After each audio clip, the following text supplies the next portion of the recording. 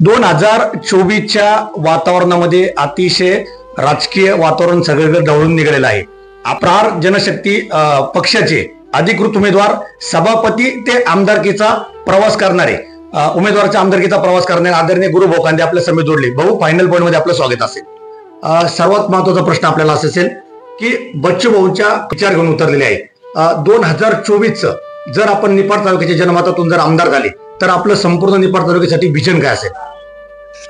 तसे तालुक्याला पडलेले खूप प्रश्न आहे, परंतु महत्वाचे प्रश्न आहे की शेतकऱ्यांचा कांदा निर्यातीचा प्रश्न असेल किंवा शेतकऱ्यांच्या बाबतीत जे शिवार रस्ते असतील तिथून मालच काढता येत नाही, आणि नांदुरमळेश्वर धरणाचा पर्यटनाचा प्रश्न असेल, निफाड कारखान्याचा प्रश्न असेल, जिल्हा बँकेचा प्रश्न असेल, असे जे मोठे मोठे प्रश्न आहे ते घेऊन ते सोडवण्याचा मी प्रयत्न करणार आहे. दुसरा माझा प्रश्न असा असेल, आपण निफाड कारखाना जेव्हा आम्ही संपूर्ण निफाड तालुक्याचे आठवडे बाजार असतील, गावं फिरलो असेल, युवक असतील, ज्येष्ठ असतील, यांच्या मनातून एक प्रश्न निर्माण होता, निफाड सहकारी कारखाना जर जनमतातून सर्वात महत्वाचा प्रश्न असेल आपला निफाड कारखाना चालू करण्याबाबत, आणि आपला तालुका शेतीप्रधान आहे, भविष्यातला शेती भावाला हमी भाव तुम्ही मिळवून देणार का? आज तुम्ही खतांच्या किमती बघा, पावडरच्या किमती बघा, द्राक्ष उत्पादक आहे आपल्याकडे, ऊस उत्पादक आहे आपल्याकडे. आतापर्यंत जे आमदार होऊन गेले त्यांनी कधी ऊस प्रक्रिया, द्राक्ष प्रक्रियावर कधी काम केलं नाही, त्या योजना तालुक्यात आणल्या नाही. तुम्ही बारामतीकडे जाऊन बघा, त्यांनी किती सुजलाम सुफलाम कारखान्यात तालुका केलेला आहे, विधानसभा मतदारसंघ केलेला आहे, त्यांचा भाग केलेला आहे. प्रत्येक गटात, प्रत्येक गणात त्यांनी पाणी फिरवलेलं आहे, आणि यांनी फक्त विधानसभेत त्यांच्या नावाखाली निवडून जायचं आणि करायचं काहीच नाही, त्यांचा काही आदर्शच घ्यायचा नाही. कधी पण मोठ्या नेतृत्वाचा आदर्श घेतला पाहिजे, तो कोणत्याही पक्षाचा असो, कोणत्याही गटातटाचा असो. तर त्या पद्धतीने नक्कीच शेतकऱ्यांना हमीभाव मिळाला पाहिजे, कारण आमच्या समेत आता परिवर्तन महाशक्तीमध्ये राजू शेट्टी पण आहे, आम्ही त्याविषयी सुद्धा विधानसभेत भांडणार आहे. बरोबर. मी याच्यात अजून एक तुम्हाला प्रश्न विचारतो. निफाड सहकारी कारखाना जी आर्थिक वाहिनी निफाड तालुक्याची आहे, तर आपल्याकडं अनेक सर्वसामान्य असतील, गरीब दुबळे असतील, हे सर्व जे मतदार राज्य आहे खूप आशेचा किरण म्हणून आपल्याकडे बघताय. निफाड कारखान्यासाठी आपली भूमिका कशी असेल? निफाड कारखान्याचा विषय इतका सोपा नाहीये की तो लगेच मी म्हटलो की मी निफाड कारखाना चालू करील होईल.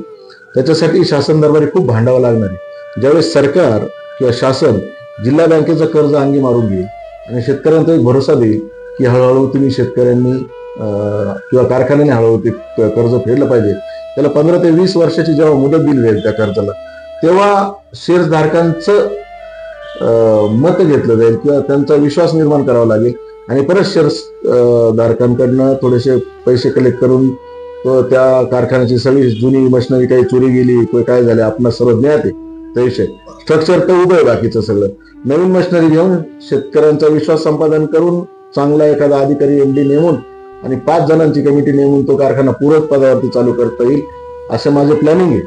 आणि त्याला किती मूर्त स्वरूप येतं हे निवडून आल्याशिवाय तर काही सांगू शकत नाही. पण निवडून जरी नाही आलो पण हे परमेश्वराच्या हातात आहे, जनता जनार्दनाच्या हातात आहे. पण आमचे आदरणीय बच्चूभाऊ कडू,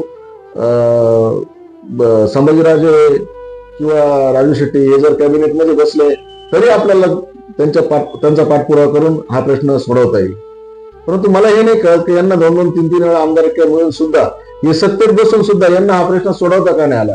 यांना जिल्हा बँकेचा प्रश्न नाही सोडवता आला, यांना कारखान्याचे प्रश्न नाही सोडवता आले, यांना शिवार रस्त्यांचे प्रश्न सोडवता नाही आले, आणि त्याच्यामध्ये उपाय काढून तरी हे प्रश्न सोडवता आले पाहिजे.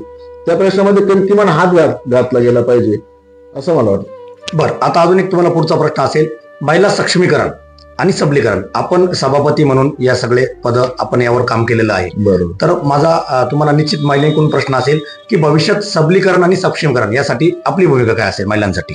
बघा, ज्या ग्रामीण भागातल्या महिला आहेत त्याच्यामध्ये 25 ते 30% महिला ग्रामीण भागामध्ये बचत गटांमध्ये काम करतात. त्यांच्या हाताला काम जर मिळून दिलं, वेगवेगळ्या योजनांचा जर आपण इथं वापर केला, सरकारच्या योजना खूप आहे पण त्याच्याकडे पाठपुरावा केला जात नाही. त्या योजनांचा लाभ घेऊन त्यांना कर्ज पुरवठा करून त्याच्यामध्ये त्यांना सबसिडी देऊन जर तो उद्योग वाढवला तर महिला सक्षमीकरण होऊ शकतं.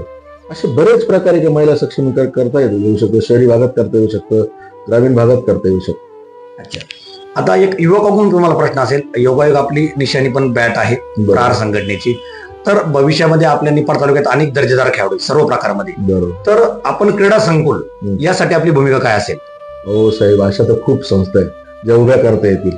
शिवसृष्टी उभी करता येईल, क्रीडा संकुल उभं करता येईल. वेगवेगळ्या प्रकारचे ठाणे जिल्ह्यामध्ये तुम्ही जाऊन बघा की किती काय काय मुलांसाठी युवकांसाठी काय काय केलेलं आहे. अशा माझ्याकडे सुद्धा खूप एजन्सीज आहेत त्या ज्या सरकारच्या योजनांचा लाभ घेऊन आपल्या तालुक्यामध्ये काम करायला इच्छुक आहे. आम्ही माझी भारतीताई पवारांकडे पण गेलो होतो की आपण या एजन्सीना जर काम दिलं तर सरकारचा पाठपुरावा करून सरकारकडनंच पैसे आणून परस्पर सुद्धा त्या योजना चालू करू शकतात. ते डायरेक्ट कॅमेरा समोर बोलणं योग्य राहणार नाही. तेव्हा त्याला जेव्हा मूर्त स्वरूप आपण देऊ तेव्हा त्याच्यावरती भाष्य करणं म्हणजे आधी केलं आणि मग सांगितले असं होईल. अगदी बरोबर आहे. आपण वेगवेगळ्या प्रश्नांना आपण तुमच्याकडून अतिशय सक्षम रूपाने आपण जाणून घेतलं. आपल्या मनात मला अजून काही गोष्टी सांगायच्या की ज्यावेळेस कांदा निर्यात बंद झाली त्यावेळेस आपले आदरणीय आमदार किंवा बाकीचे जे अजित पवार गटाचे आमदार होते किंवा शरद पवारांचे ज्यावेळेस राष्ट्रवादीचे आमदार सगळ्यांनी कांद्याच्या माळा गळ्यात घालून विधान भवनाच्या पायरीवरती आंदोलन केलं होतं. आम्ही कांद्याविषयी आवाज उठवला त्यावेळेस सगळ्यांना आम्हाला तो एक अभिमान वाटला. 2 महिन्यात 3 महिन्यामध्ये ज्यावेळेस ते भारतीय जनता पार्टीच्या याच्यामध्ये सत्तेमध्ये अजित पवार गट बाजूला होऊन शरद पवार गटांपासून तर त्याच्यामध्ये परत ते ज्यांच्या विरुद्ध आंदोलन केलं त्यांच्या मांडी लावून बसले. या गोष्टीकडे आता जनता कशी बघते हे सगळं प्रामुख्याने महत्वाचे आहे आणि ते एक उघड्या डोळ्याने जनतेने हे सगळं बघावं. फुटीरता जी असेल ती. बरोबर. आदरणीय गुरुभाऊ, तुम्हाला एक प्रश्न असेल. तुम्ही आता प्रहार संघटनेचे अधिकृत उमेदवार आहात. जर या आमदारकीचा प्रवास करता करता आपण जनतेसाठी कशा प्रकारचे आतापर्यंत संघर्ष केलेले कोणत्या विभागात? आतापर्यंत काय झालं की कोणती सत्ता असो जी मार्केटची असेल कारखान्यापासून चालत आलेली आणि आता सुद्धा कोणत्याही विधानसभेची सत्ता जर असेल तर ते गोदाकाठवर तो निर्णय बराच अवलंबून राहायचा. गोदाकाठ ज्याच्या मागे तो आमदार, गोदाकाठ ज्याच्या मागे त्याला कारखाना, गोदाकाठ ज्याच्या मागे त्याला मार्केट, सहकारी संस्था जी पण असेल पतसंस्था सरकारी संस्था ज्या आपल्या अगदी कारखान्याची जी पतसंस्था त्या जयश्री पतसंस्थेपासून तुम्ही बघा गोदाकाठ ज्याच्या मागे त्याला सत्ता. तर 6 महिन्यापूर्वी आपल्या आता मार्केट झालेले मार्केटचं इलेक्शन झालं त्याच्यामध्ये सुद्धा गोदाकाठनेच दिलीप काकांचा पॅनल हा उचलला तिथून आणि त्याला सिंहाचा वाटा माझा होता.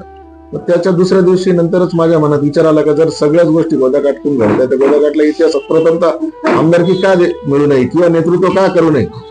आणि जेव्हा मनात आलं तेव्हा छोटीशी एक छोटेखानी मिटिंग तामसवाडीला मी घेतली माझ्या गावी आणि उत्स्फूर्त असा प्रतिसाद मिळाला.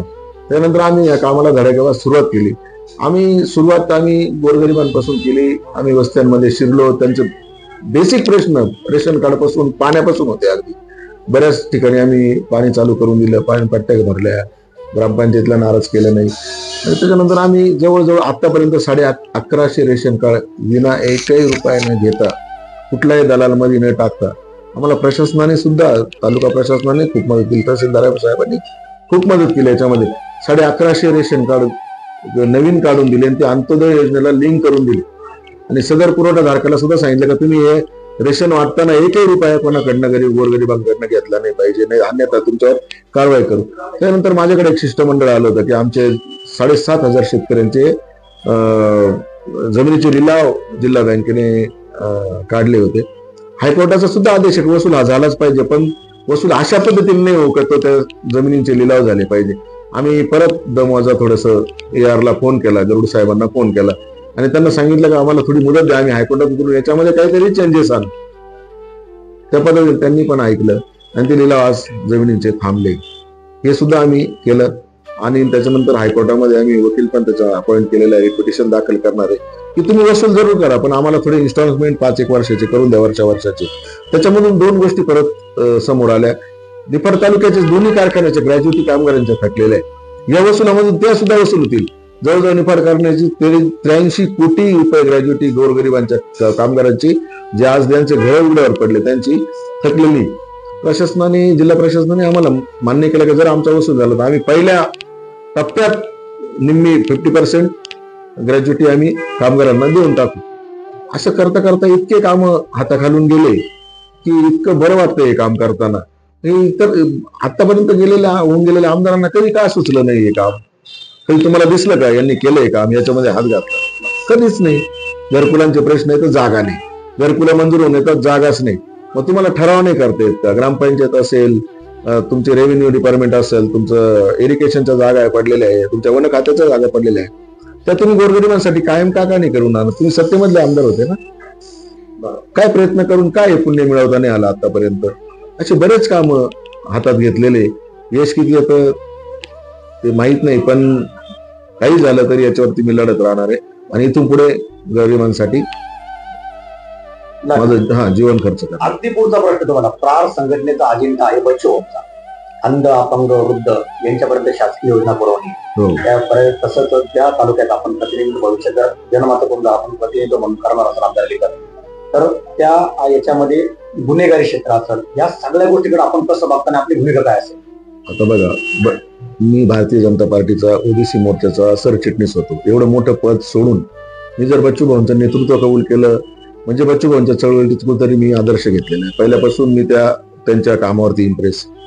तर मी आपल्या तालुक्यापुरता तरी बच्चूभाऊ होण्याचा मी नक्कीच प्रयत्न करील. बाकी जास्त काय सांगणार त्या योजनांचा. दिव्यांगांसाठी 100% काम करणार आहे. तुम्ही कोणत्याही दिव्यांगाचं छोटंसं काम करून बघा, तुम्हाला रात्री झोप इतकी शांत लागते की बस. तर 100% दिव्यांगांसाठी आम्ही ज्यांच्यावर देवाने अन्याय केलेला आहे त्यांच्यासाठी काम करणार आहे. बच्चूभाऊच्याच पायावर पाय ठेवून ते काम पुढे निघणार आहे. त्यासाठी बच्चूभाऊंच्या माध्यमातून नवीन दिव्यांग मंत्रालय सुद्धा चालू झाले. आता योजनांचा पाऊस पडणार आहे त्याच्यामध्ये, तर त्यासाठी नक्की प्रयत्न करू. मी परिवर्तन महाशक्ती या पक्षाकडून तिसऱ्या आघाडीकडून 121 निफाड विधानसभा निवडणूक लढवित आहे आणि माझी निशाणी बॅट असून अनुक्रमांक 4 आहे. सर्वांनी 4 नंबरचे समोरचे बटन दाबून मला मतदान करायचे आहे आणि मला भरघोस मताने निवडून द्यायचे आहे. एवढे मी जनतेला आवाहन करतो. बाकीचे प्रश्न सोडवण्यामध्ये नक्कीच परमेश्वर मला यश देईल असं मला वाटतं.